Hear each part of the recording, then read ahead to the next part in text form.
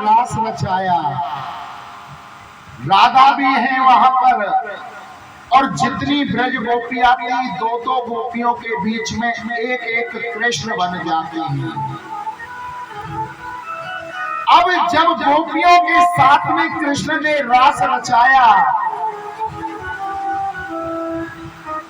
तो गोपियों के मन में अभिमान आ गया कि देखो हमारे अंदर और राधा रानी के अंदर कोई अंतर नहीं है। वो कन्हैया हमारे साथ भी रास रचा रहे हैं और राधा रानी के साथ भी रास रचा रहे हैं। गोविंद ने देखा कि इनके अंदर अभिमान आ गया है। इनके अभिमान को दूर करना अति आवश्यक है। राधा रानी को लेकर के वहां से दूसरे वन में चले जाते हैं, अदृश्य हो जाते हैं।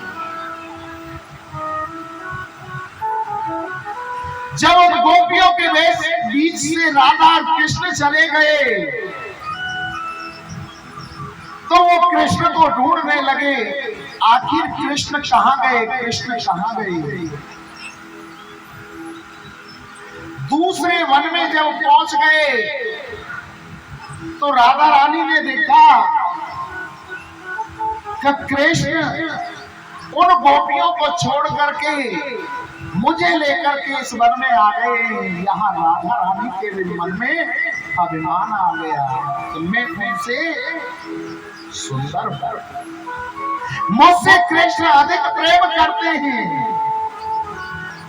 कृष्ण ने राधा से कहा, हे श्यामाजू, जरा जल्दी चलो ना।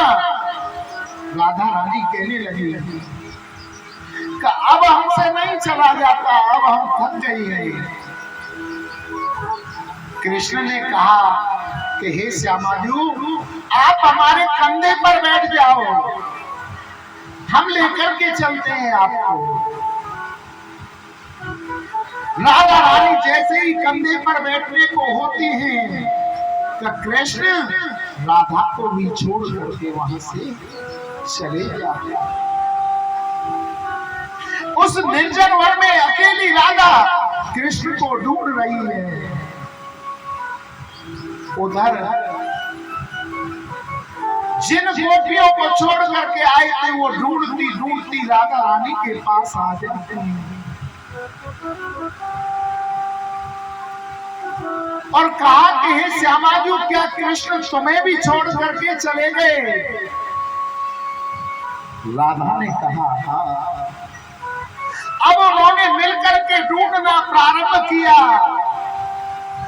और ढूंढते ढूंढते उन्हें लगने लगा कि हम ही कृष्ण हैं।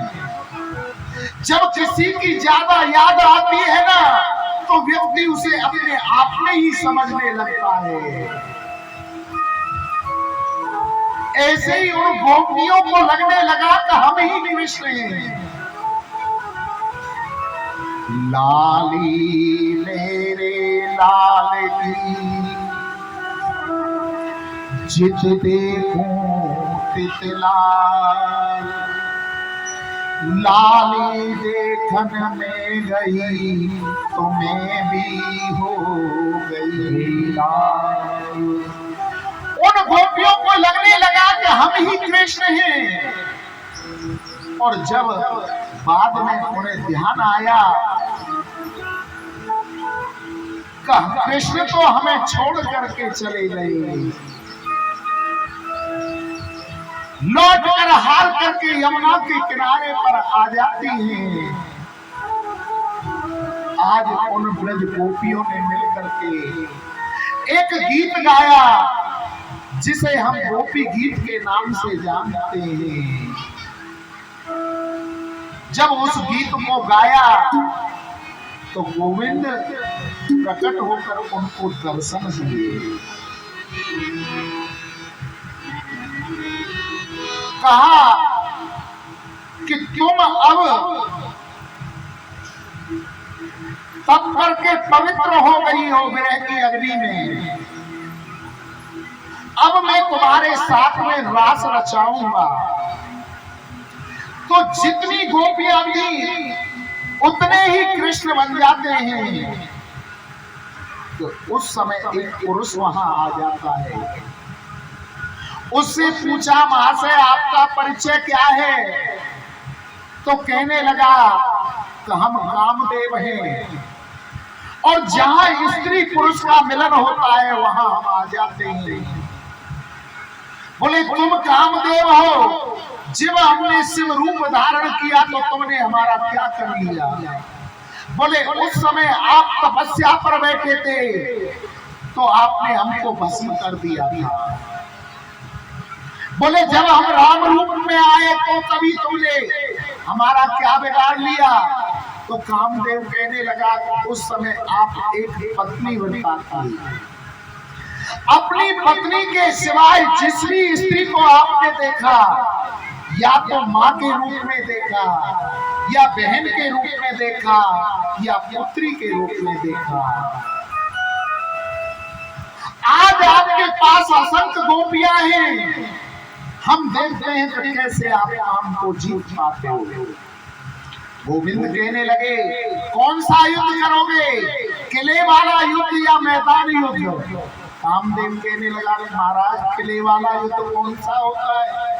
बोले एक पति पत्नी एक कमरे में बंद हो और काम को जीता जाए उसे किले वाला युद्ध कहा जाता है। बोले महाराज ये तो हम रोज खेलते हैं।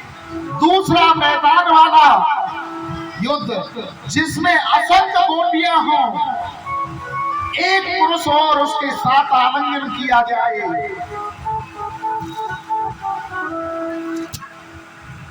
बोले यही युद्ध हम आपके साथ खेलेंगे। बोले जितने तीर हैं कमान हैं तुम्हारे पास सबको निकाल लो।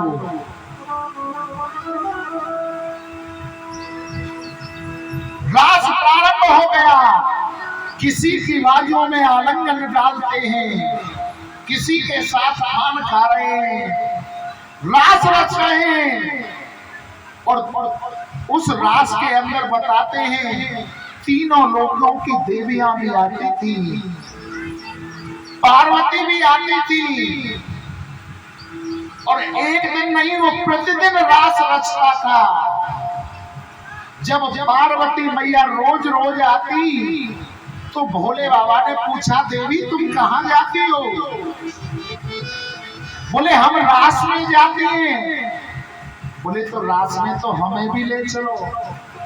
बोले वहां ब्रजराज के अलावा कोई उस राज में नहीं जाता है, वहां सब गोपियां ही जाती हैं। बोले तो हमें गोपी बना करके ले चलो,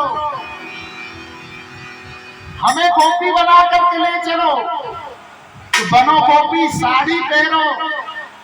साड़ी पहन ली भोले बाबा ने। अब साड़ी सिर पर नहीं रुकती है, क्यों बोलते तो जटाएं की जूड़ा बना हुआ था, बड़ी बड़ी जटाएं थी, उनकी जूड़ा बना हुआ था। बोले महाराज ये साड़ी तो आपके सिर पर रुक ही नहीं रही है। उस जमाने में कोई सेफ्टी पिन तो चलती नहीं थी कि जो बालों में साड़ी में लगा दे और उन्हें रोक दें। तो बोले क्या करें? बोले चिंता मत करो, हमारे पास इसको जुगाड़ है। वो बोले कहाँ जुगाड़ है? तो हमारे गले में जो दो सर्प है ना, इनकी ड्यूटी लगा दे। अब तो दोनों सर्पन की ड्यूटी लगा दी। तो भैया ओ सर्पो, हम रास में जा रहे हैं, हमारी जो साड़ी है या तो आप घूंघट लगा दे, तुम अपने मुंह में पकड़ लो। सांप बोले ठीक है चिंता मत करो, हमने पकड़ ली। साड़ी पहन के बोले ठीक है। अब तो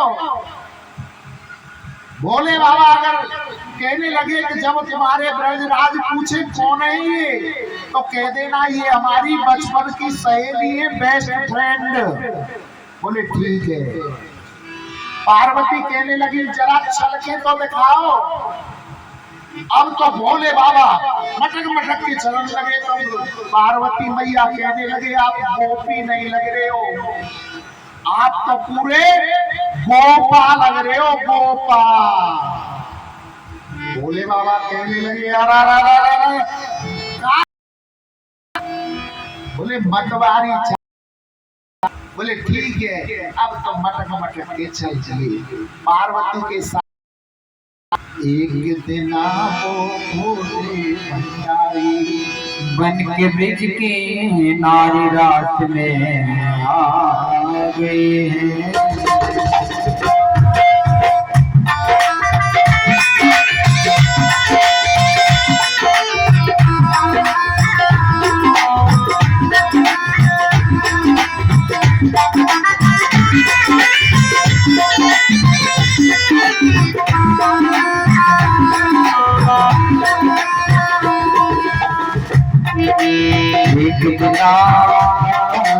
एक जना होगा भंडारी बन के ब्रिज की नारी पिता बना है, पिता बना है।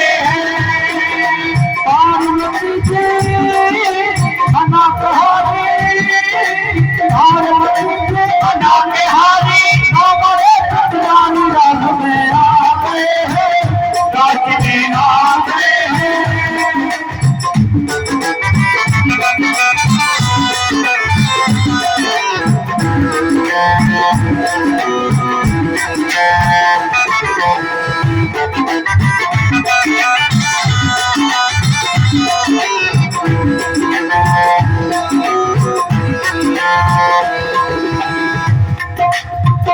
पार्वती से बोले तेरी चंपा तेरे संग में, तेरे संग में। पार्वती से बोले तेरी चंपा तेरे संग में, पार्वती से बोले तेरी चंपा तेरे संग तेरे संग में। पार्वती से बोले मैं भी चलूंगा तेरे संग में। राधा संग साथ नाचे तेरी चंपा तेरे संग में, तेरे संग में। राधा संग साथ नाचे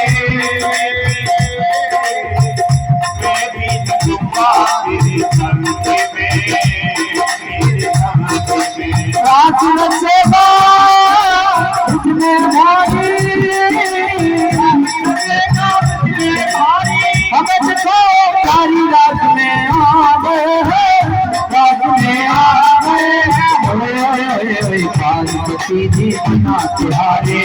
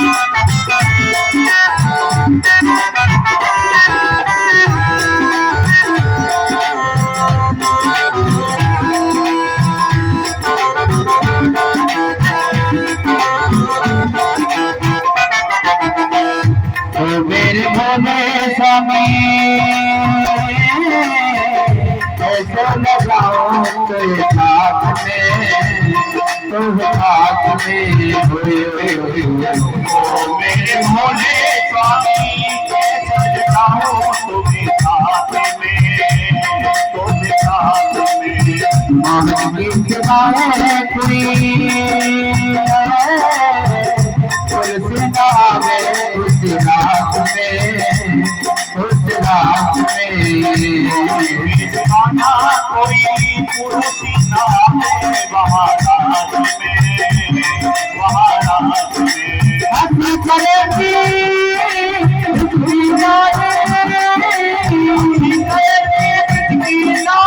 हमें बताओ प्यारी रात में आ गए रात में आ गए हैं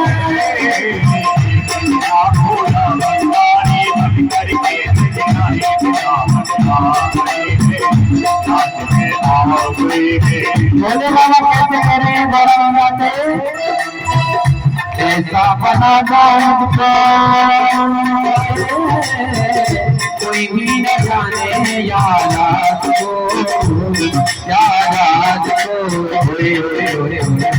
ऐसा बना दो कोई न जाने इस रात को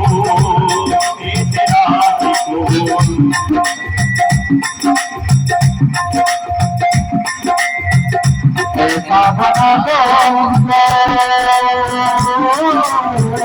कोई भी न जाने इस रात को मैं हूँ तेरी ऐसा बताना राज को मैं हूँ तेरी ऐसा बताना राज को लगा के चूड़ा लगा के चूड़ा तुम्हारी रात में आ गए हैं रात में आ गए भोला भंडारी आ गए हैं रात में आ गए हैं तेरे दयालु तेरा हुआ नाम रे तेरा नाम रे तेरे दयालु तेरा हुआ नाम रे तेरा नाम रे तो मेरे भोले बाबा किताबत में बड़ा तेरा नाम रे तेरा नाम रे।